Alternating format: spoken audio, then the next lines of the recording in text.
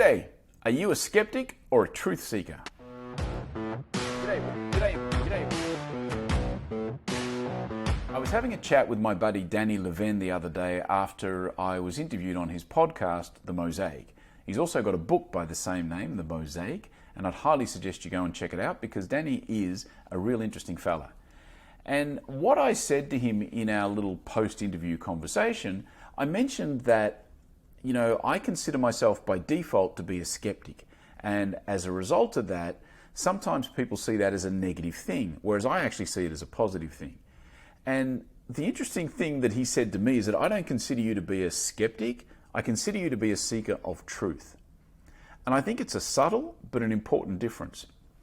The skeptic really just questions everything and questions whether that's really true or valid or not. By definition, that's a skeptic. Whereas the truth seeker actually goes to find out if that's not the truth, then what is the truth? And I like to think that's really what I'm more about. But I think anyone that tends to question the status quo, like I like to do, I think there's a risk that we're going to get labelled with being skeptical, and people think that the skeptic is kind of a negative person. But I think if you are having someone question everything and you feel that someone's being skeptical, you've got to ask yourself, maybe they're actually just seeking the truth. And if that's the case, it's probably not a bad thing.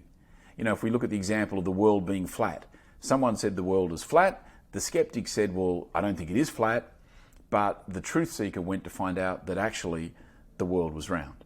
So I do think that there's a subtle difference.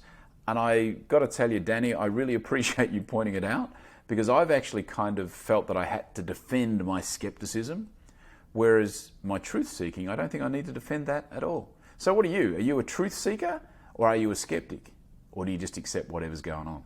Alrighty, thanks for tuning in. That is it for today, and I will be back again tomorrow. See ya. So this is what the